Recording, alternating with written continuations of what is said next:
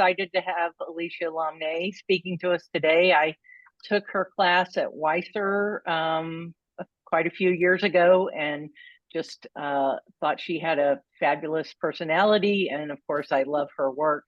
I haven't really continued my own pâte de verre work, but I have a 50-pound bag of clay that's waiting at home for me to do so at some point. So I'm looking forward to seeing what she's been up to. She has both a wonderful artistic practice, but she's also a fabulous teacher. She will be teaching later in this year at Pilchuck. And she also has several videos that you can purchase online, which I highly recommend. So go ahead, Alicia. Welcome. Thank you so much for having me, Becky. And I saw there were some familiar maybe names and faces. I can't see everybody all at once. I'm going to start my presentation and I'm going to just give you a little bit of a history, kind of a walk through my life. Awesome. So let's see, we're going to share. We're going to go to this. Oops, that's in a weird way. There we go. Can you see my screen okay? Perfect. And the volume's all right? Excellent. Yep. Okay. Good. Great. So I was born in Corsica, France, on a little island in a little village clinging to the edge of some mountains. It was a very sort of humble beginning. You can see on the right-hand side inside our little home. Those walls and the shelving units were all actually created by my father and hand plastered. So they were literally sort of like building their little bohemian dream together. And my mom was quite young. She was just 21 when she had me. She was at that time mostly just illustrating and painting and anything she could sort of get her hands on, but everything was two-dimensional. My father was a metal worker, and in French, it's called dinandier, which there's actually no sort of American word for this, but he raised metal. So he would, on the left-hand side, you can see a stake where he's pounding the metal and he's forming these beautiful vessels. He also made doors and all kinds of other creations. And me, I was just a tiny little curious child. I was always observing and looking, and I had my hands in material from this very young age. I would have been just about 3 in this picture. At 3.5, my mom and I moved from Corsica to Paris. This is probably the last time we looked like this cool too. And we just were there for a very short period of time before we moved to the United States. And when we came to the United States, we moved quite a number of times. So I didn't really have roots or a home per se, but where I felt most at home was outside. So I loved to play. I loved rocks and sand, and I liked to form them and make little homes and houses. I liked to climb trees.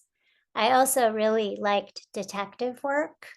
This was my personal homemade badge. And I also had my favorite book at that time was Harriet the Spy. And I had a little spy route in my neighborhood where I would go through and I would, well, spy on people. But really, I was observing and taking notes and just noticing, and I really loved that. And I loved also creating secret languages or taking languages that were already these secret languages and recording them. And I was just very interested in all of those things. At this time, my mother, we lived in New Mexico, and she was making these beautiful drawings, pen and ink drawings that were a takeoff on the Mimbres art. But a lot of the scenes were more modern scenes, like she did one from the laundromat, our local laundromat. And at her very first opening, which this is a picture from that opening, you can see a little necklace that she made by hand, some fish, and me, my little young self. Someone asked her if she could maybe figure out how to get her drawings onto glass. And if she could do that, they would hire her to do their kitchen. And she said, "Oh, yes, of course I know how to do that." She had no idea how to do that.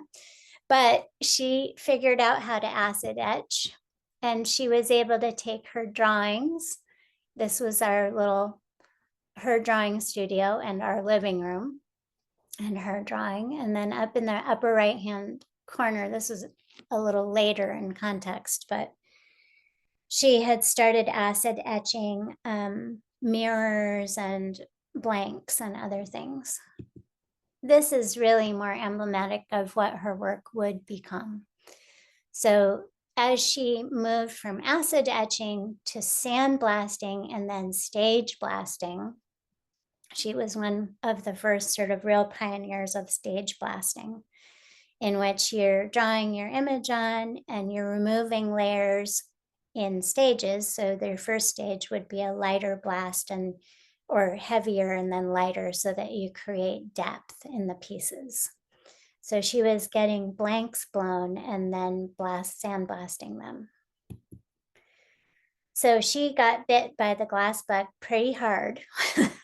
And we went from New Mexico to California to Washington State, where she was an instructor at Pilchuck and I was hanging out because at that time there wasn't really any place for me to be. So I literally got to just, Carol, who ran the flat shop, would give me little jobs sweeping and reorganizing the color rods. And I would watch class, and then I would go sit and watch Billy Morris blow glass. I mean, it was pretty cool when you think about it now. At the time, it was just my normal life, and I had no context about whether it was cool or not.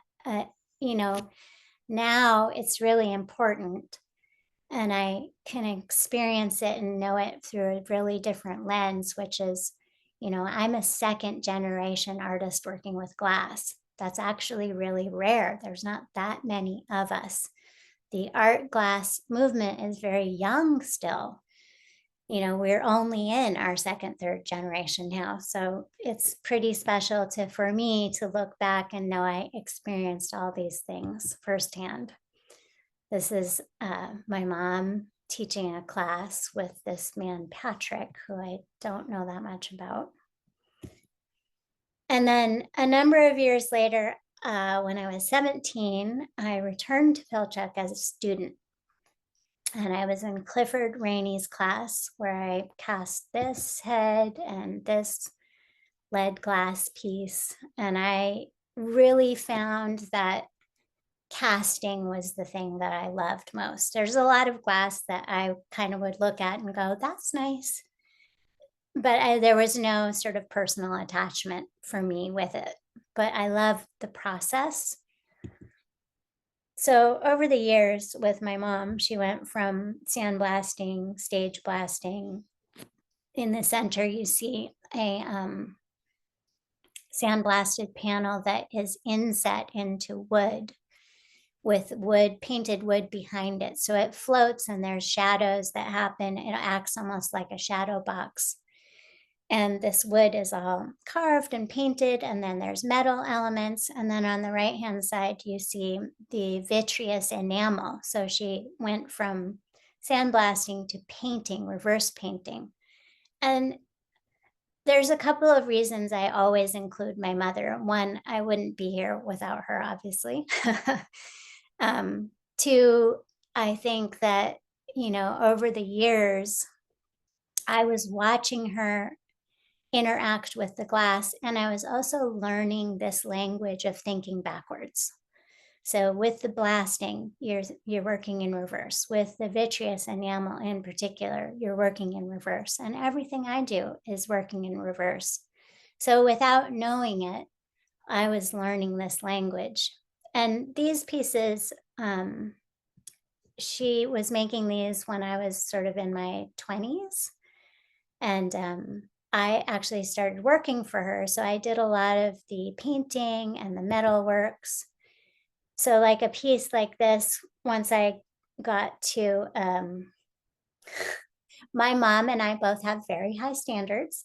So once I got good enough, I was allowed free reign. And so this particular piece, I hand painted all the designs on him.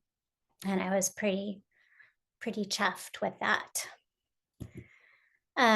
This is sort of the glass panels cut up to turn into mosaic. So this is all fired on vitreous enamel in large 20 by 20 sheets that then gets cut up and reassembled into mosaic. So another thing that I did a lot of was creating panels, cutting them up, and then helping assemble them. So I did a lot of the mosaic work that surrounded the panels and finish work.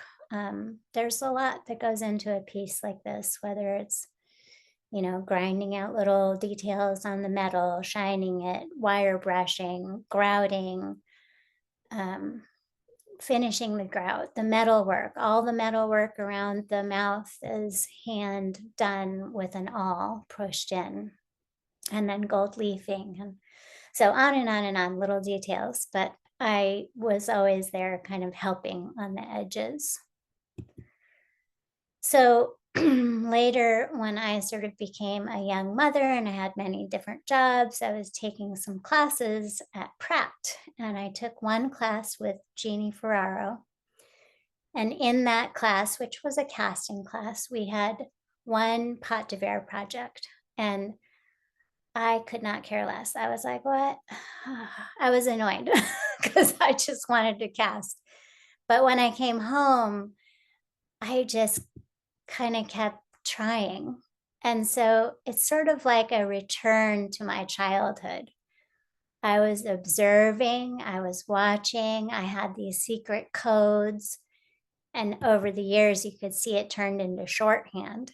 It was programs and it was colors, and I was always recording results and cutting time and adding time and different colors and observing how different colors reacted at the same temperature. This is baby me. And so when I very first started working, I was first pouring molds just in cottles. Then I was pouring a mold like this into tar paper. I didn't know anything, you know, and there was really no one to teach me. So this is the inside of that mold. So it had all different kinds of thicknesses, these molds. And I used a whole bunch of different kinds of glass and had a whole bunch of different kinds of failures. And then I had my first real successes with Bullseye Glass. So this is Bullseye 01 Frit. And you can see the way that I carved the clay out, it created an inlay. So I inlaid one color and then I packed over with another color. And once it gets all cleaned up and cold worked, so for the first 2 years, maybe 5 years, I did a lot of collaborations with my mom where we put together our two different kinds of work together. And then I also sort of transitioned into just doing my own work, which took aspects of it, but it was more formal, I would say. And all of these pieces were done with 01 Frit. They were all fired open-faced and they're all glassy inside. So they're very translucent. You can see in this one in particular, the light bouncing out in the base of it. It's just reflecting the light out because it has that very shiny surface inside. And then at some point I realized, oh, powder. You know, I had tried to use the powder before, but it had bubbled or it had left sort of watermarks. And I finally discovered that by treating the mold differently, keeping it moist, and then sifting the powder onto the surface rather than trying to apply it wet, I can get these really interesting surfaces And this is like, I don't know, the very first piece I did with powder on the left. You can see there's not a lot going on. And then on the right-hand side, I actually had wrapped this piece with string and then ground down through the layers to expose other colors. But what I loved is that I could get surfaces that looked like other materials, that looked like leather or clay. And they had this beautiful smoothness to them, and yet they could look like they were really rough, and I could get these really gorgeous gradients. This looked like something that was worn and weather worn. And then at the same time, I also was a young mother myself. And so I was trying to balance, being a mom, being an artist, which if anybody has done that full time, it's hard work. But I would come home and my daughter and I would play this game, where you stack up the little stacking blocks and then you get a tower as high as it can and starts wobbling and then you push it over. And I really needed some sort of levity in my studio. So these were really fun pieces to create. I called them the stacking pieces. And they're all sort of smaller vessels, but they were made with a hole in the bottom so they would slide onto a metal rod so that I could create these stacking pieces, which were really fun. It was a fun way for me to play with textures and colors and make lots of little vessels. And then I played with the idea of doing the same thing, but taking out all the hardware. So there was no metal. The other ones had wooden spacers with little rubber thing. There was a lot of stuff that went into that. And these pieces were created in a way that they actually interlock with each other. So I would make one piece and then make the next model so that they, actually kind of click into place with each other. Ultimately, I would glue them together, but they actually fit. They had a pressure fitting. Everywhere I look when I go in the world, I'm always looking at nature, and then I'm bringing that into my work in some way. I like to make small things big, important.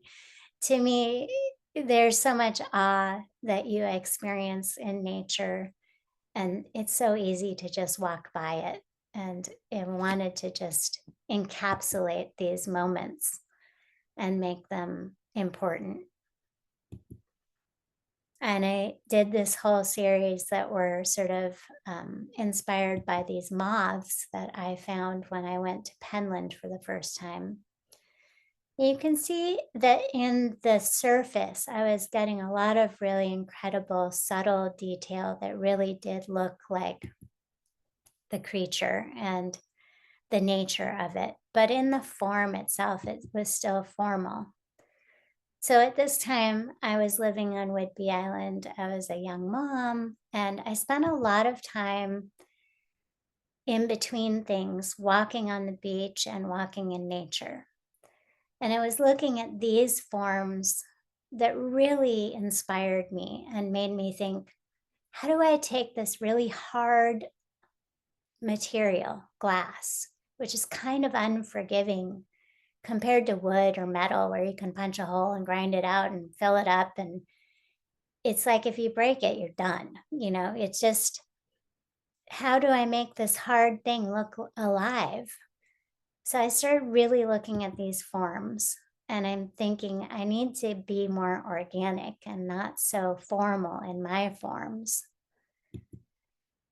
So I started looking at making more organic lines and conversations between pieces and changing the forms so that they were more organic as well. And I like, in a lot of pieces, I kind of come back to this idea of relationship. And when you're in relationship with somebody else or something is in relationship to another thing for a long enough time, they sort of become part of each other. One presses into the other or grows around the other one. And this one you can see where this one vessel on the left side has sort of grown around the one on the right side. And the fun thing about these, they're glued together in the end, but they're created separately, and each by themselves can't stand alone, but together they can stand. And I liked that as a metaphor. I'm going to take you through a little bit of process shots. So when I was creating the inlay, which I then brought inlay back in later in a more organic sense, I would do something like this, where I create my model first, and then I would draw the design in and then carve out, keep carving out. And then I would smooth that whole surface so that it was rounded and blended, and then pour a mold over the top of it. And typically my molds are poured in two parts, one plaster silica to get all the detail, and then the second coating, I will do plaster silica with a fiberglass mat. So it's very strong. So that would be the mold when it's done with the clay inside, and then the clay removed. And I spend time sort of getting that interior surface nice and clean. And then I'm actually wrapping the mold. So I'm taking maybe one layer, or at the most 2 layers of very, I would take paper towel, put it under the water, squeeze it out to the point that I can't get any more drops out, and then wrap the piece, and then wrap it again in some kind of plastic or foil to keep that moisture in. So this is how I was doing that inlay process. And in this particular case, I'm using a really tiny spoon, which is an enameling spoon. And I'm making the frit really, really wet, almost soupy. So it sits down into those lines really well. And I don't have quite as much cleanup to do. You can see in some of those areas, I have quite a bit of cleanup to do. So that's what it would look like when I was done with the inlay. And then I start covering over the entire surface with my background color. You can see this is part of that thinking in reverse. So this is what it would look like when I was completed with a layer and I was doing my second layer. And I typically will do 3 layers of the 01 frit over whatever my surface design is. And that was finished. And then this is not that specific piece, but a piece pretty much just like it, a little bit smaller. And in this case, the inlay, I added a lot of powder to my mix, so you can see that it has a much smoother surface than the underlying green, which has got a bit more of a grainy look to it, which is what the 01 fine frit looks like. So as I was walking through the woods, I was falling in love with all these mushrooms, these fungus. And then I started also at the same time looking at all these underwater photographs and finding, one, a lot of similarities that I found curious and interesting. And then totally otherworldly, like nothing I've seen, like aliens. And their colors and their life and everything about them, I just fell in love with these forms. And then I also found myself looking at these kinds of creatures that have all these incredible self-defense systems. I mean, they have incredibly beautiful skins, but then they have these wild, spines and things that come out of them. And then in the bottom right, I think this is hilarious, but it's the sea cucumber, which it has a beautiful skin. Look at that with the little spots, and it's so beautiful. But you know what it's doing right now? It's really frightened and scared, and it's upset. And so what it's doing, the white part, is that it's actually throwing up its guts.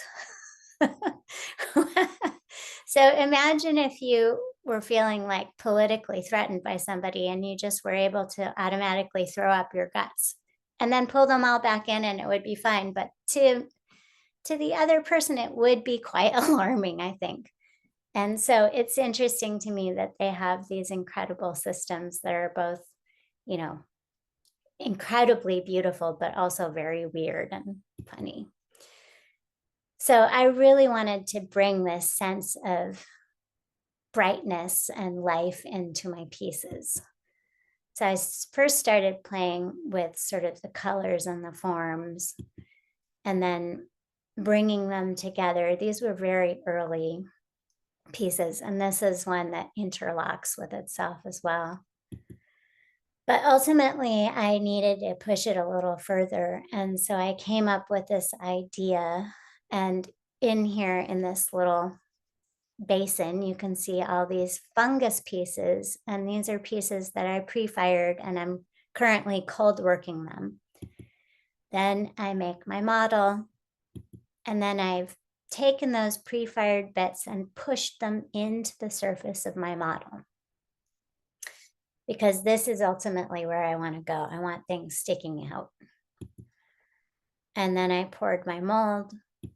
And then when I removed my clay, you can see my giant red arrows. Those are the little bits of glass that are sticking out on the inside of my mold. So when I then layer my glass in, those will become fused. And this is when I started to feel like, okay, I'm starting to really get someplace. And I feel like I'm bringing together these two worlds of the forest and the woods that are so deeply meaningful to me. And I could get spikes. And then I was looking at my cat one day and I thought, well, this is a vessel. Why is she so alive? And it was, you know, it was her breath. It was her breath moving in and out of her body, but it was also her rump, her haunches, you know, and then this ruff of sort of alertness. And this is two separate pieces put together. The bottom half is actually sort of like a little cup just turned upside down. And again, it has a little pressure fitting where this top piece sits in. And the spines are actually made of a bowl that broke. And I just cut it up and cold worked the edges and turned it into all these fabulous spines. So that's young mama me pushing inclusions into the side of a completed model. And that would turn into something like this. So here you see you've got the belly, you've got the ruff, and you've got a spine with a bit of haunches. And again, the spine and the wings.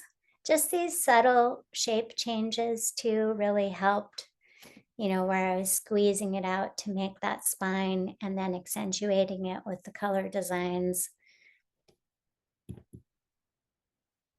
And then these are just more recent, and they're just really fun pieces to make.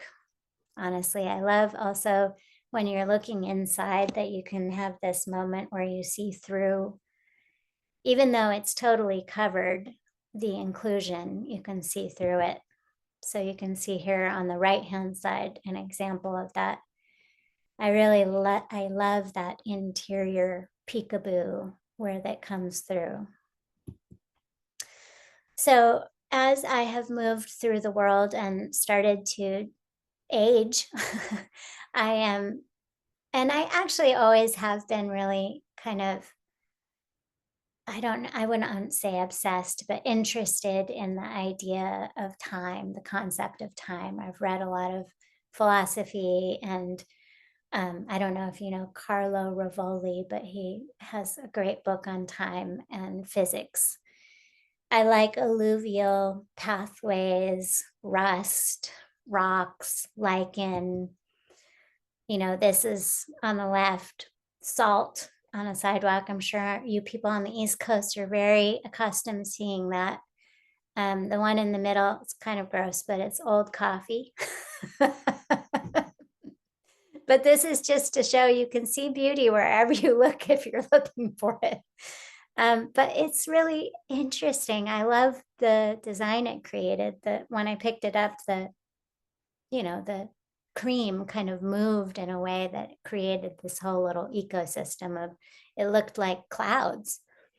And then, rocks. I always love rocks and the way they're worn through and they wear out around each other as well.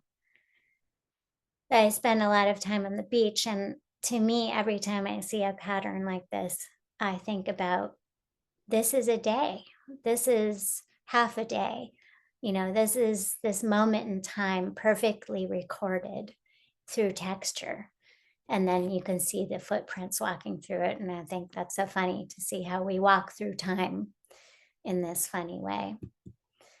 And then a couple of years ago, I got to go to Yosemite, where I was just stunned. I've always loved rocks. I've always had like a pocket full of rocks, and there's rocks rolling around in my car, and there's rocks. There's too many rocks. I've had to set myself a limit on rock collection, but here I was in a completely rock landscape. And then the thing I was most stunned by were these big boulders that were just kind of sitting around and next to each other, sort of kissing up close to each other or far away, but close. And then I saw this movie and I saw this scene. I don't know if you've seen this movie, but there's a scene where these two rocks are sitting on the edge of this cliff and having a conversation. And this is like a moment I've played out in my head many times. So to see that someone else had this idea was just, I laughed a long time about it. Similarly, I just love this piece by Louise Bourgeois. It's called A Family Portrait. And here's all these, boulders of wood sitting around talking to each other. And one of them has mushrooms kind of growing out of it. So I like to create conversations with my pieces. And in the skins of these pieces, and I do kind of think of them as a skin or a time capsule, I'm really creating little memory lines of my time. This is my experience. This is my time. This is where I kind of float into another zone. And each line of powder that I'm pushing into this design, as I'm doing it, it's a meditation. It truly is a meditation process.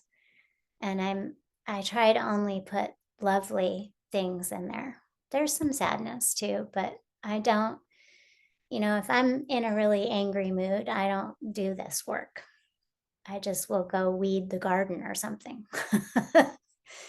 But I do really love these pieces in conversation with each other.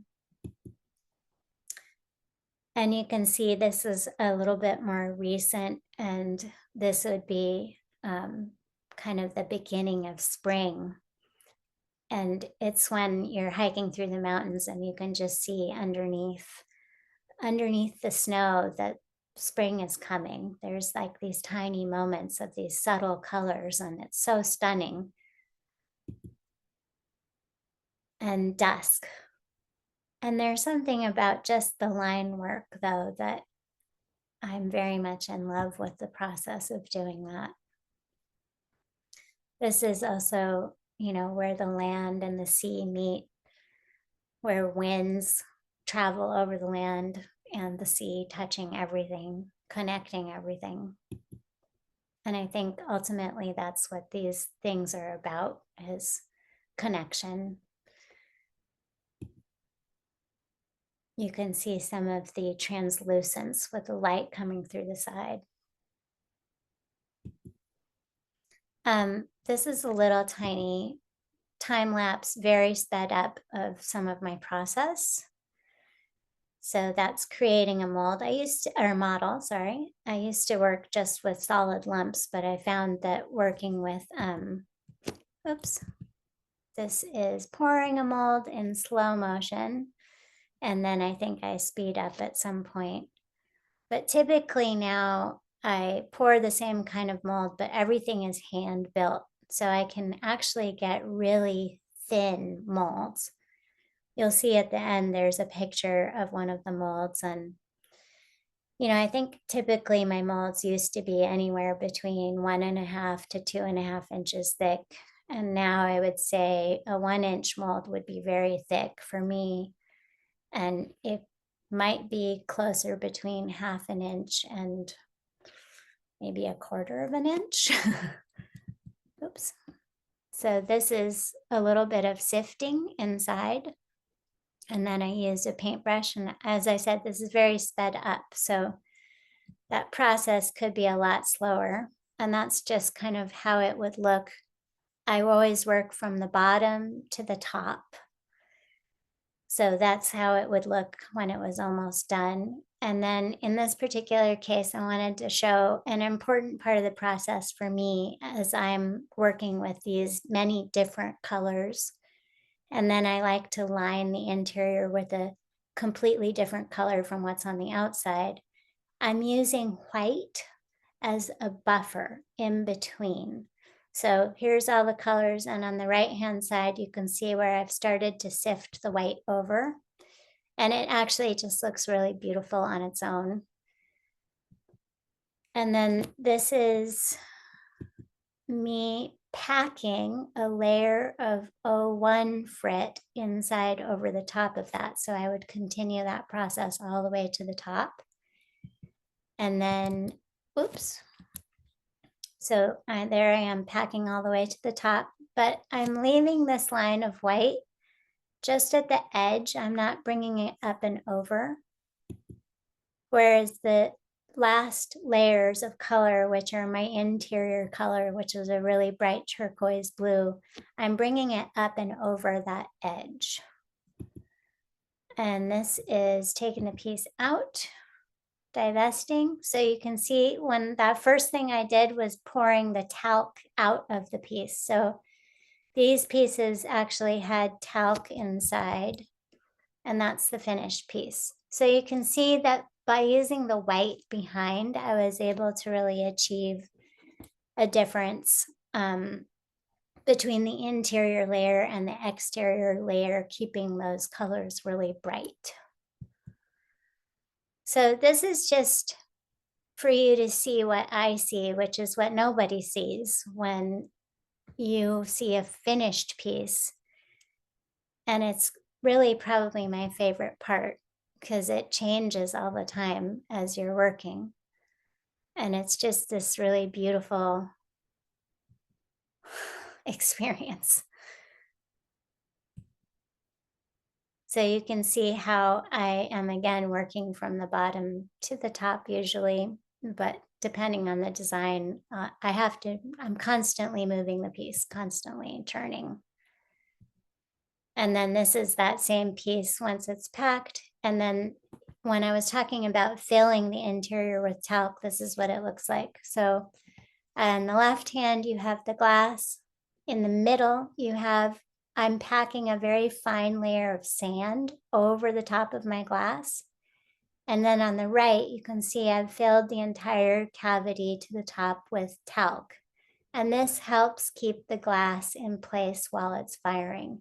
It gives it some weight from the interior, sort of helping press the glass to the walls, because otherwise, with those very curved forms.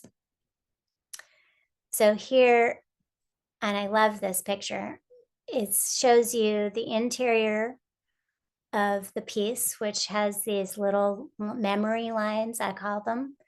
And then you can also see the thickness of my mold, which is really thin, and the piece.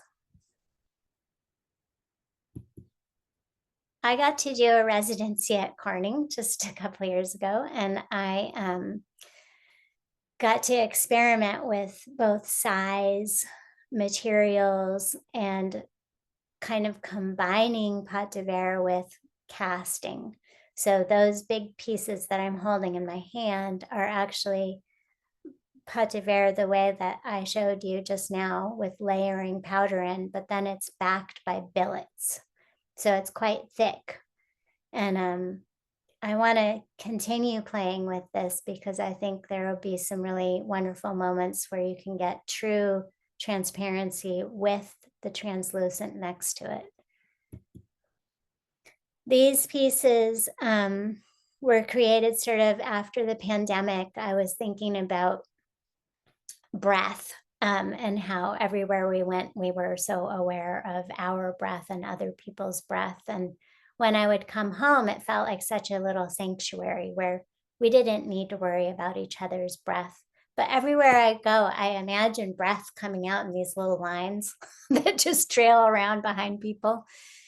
And I was also thinking about breath that connects us in all these strange and amazing ways, and also how intimate it can be.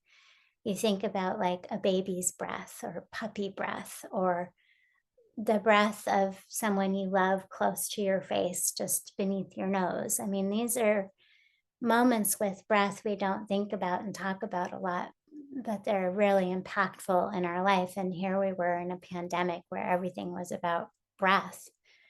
So these lines became sort of different. You know, I've been working with the line a lot, but these lines are carved in and they delineate these carved out paths and they connect everything. But they're also sort of, there's the political world of boundaries. Everyone's talking about boundaries. And so these were sort of breath shelters for me. There's also something in the Pacific Northwest called the moon snail that looks very much like this form and often has these colors as it ages and gets older. It gets a patina on it from various things. And they're just a really beautiful form. And I really wanted to work with that form in creating this shelter piece. But it's also something that's also got these little holes where you're looking out into the world. And this piece was kind of after that. So I've just, instead of covering the entire surface with my design, I was encapsulating it, and I was thinking about lost memories wandering around, creating their own little worlds. And this was one of them. And this is, again, in that same line. And really, this piece is called Burning Boundaries. And I happened to make it just before the California fires happened. We've had a lot of fires here. And our summers have been changed by fire. When you walk outside and you have to wear a mask, not because you're afraid of people, but because of the air, and it's green or orange, and the things that I love most are burning. I can't ignore it. But I also see some kind of weird, wild, bent beauty in it all too. And, nature is so resilient. You go to a burnt place and what do you see popping up? All kinds of things, flowers, weeds, mushrooms. So just to give you an idea of the scale of these pieces, I'm not a huge person, but these pieces are pretty large. And I'm excited to be trying out this new scale. So currently I moved off of Whidbey Island and I'm living in the city. I'm living in Tacoma. And then I can drive just 40 minutes and be in the mountains. So I live between two worlds that are so different and interesting. And I'm thinking about the word shatter a lot. And I guess I'm thinking about it not in a dark way, but just as something that happens that's interesting and that you create new things from that. I like these two images next to each other because it speaks to that idea and color and texture. And so this is sort of something I've been playing with and I'm still playing with. But it's that idea of shattering, and maybe I go bring my mosaics back in. I don't know. I haven't figured it out yet, but I'm still playing. And that is it. Thank you so much. Wow, thank you, Alicia. It's just so amazing to see the progression of your work. And to me, I find it it's so intimate. Your work to me is so intimate that, and it's just wonderful to hear the ideas behind it and the stories behind how you've come about that imagery. Thank you. Yeah. Yeah. Does anybody have, feel free to unmute yourself and speak up if you'd like to ask a question. A couple of questions in the chat. Shona wants to know how you store your glass to keep it safe. How do I store it? Yes. Well, in my studio, I just have everything in their original jars. And then if it's not in a jar, it's in a food safe container of some kind with a lid on it. And then for my workstation, I have sort of a clean area where I do all my glass, and I have a little vent where it sucks away any extra dust. Usually, typically when I'm sifting, the plume from that is no more than 2 inches, so I'm pretty safe. If I'm sifting a larger area, that's when you get more dust. And so I would definitely wear a mask, and I would definitely have the fan on at that point. But typically, I don't have I'm a so lot sorry. I meant finished work. This is Shauna. Your finished work. Do you have a way that work. you're shipping it and storing it to keep it safe? Oh, wow. Yeah, sorry. I mean, so one of the things about my work is that it's not actually as fragile as some people that work in pâte verre. It's, I like to be able to handle it and take it to the belt sander and saw it up if I want to. I mean, like, my stuff is pretty hardy, even though it might have a very thin lip. It tends to taper down to a thicker body. I mean, shipping, I always double box. I like to use foam as my interior liner on my smallest box. So I would take a piece, draw around it, cut out a shape so that it's completely, there's no way for it to move. It has no moving room. That's when things break. So it's completely surrounded by foam. And then the second box, it doesn't matter as much. I'll usually use some kind of a recyclable peanut or something like that, a cornstarch. But in the studio, they're just like on the shelf. They're not, there's no particular, I mean, if you saw what I did with my pieces, sometimes they're just like rolling around in the car seat as I'm driving. I'm not very precious about it, but it depends on the piece, of course. Some might be more fragile than others.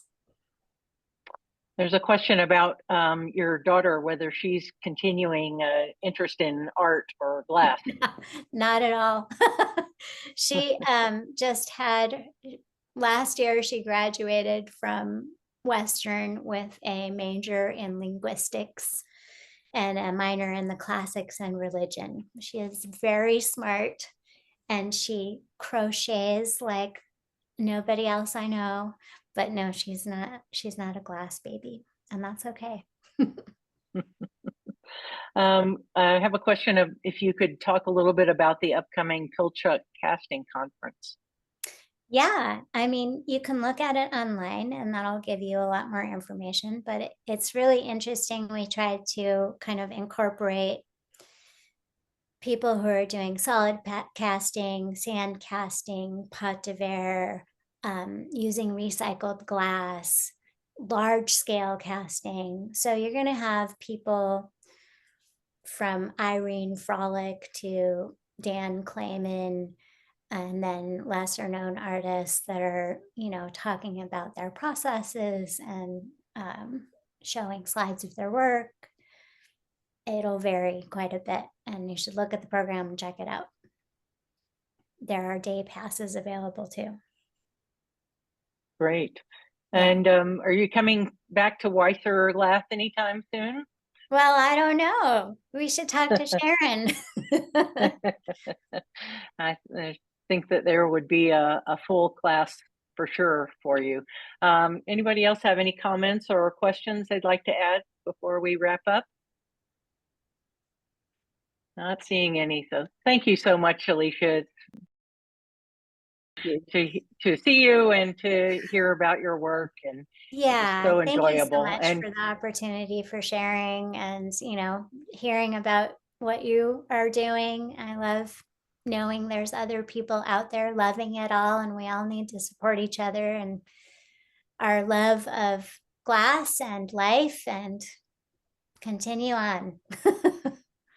well, we would love for you to attend any of our meetings in the future. As I said, we'll be sending you a complimentary membership, and we'd Thank love you. for you to pop in anytime you have an interest in the topic that's being presented. And we certainly hope you come back to the DC area sometime soon. I would love to do both of those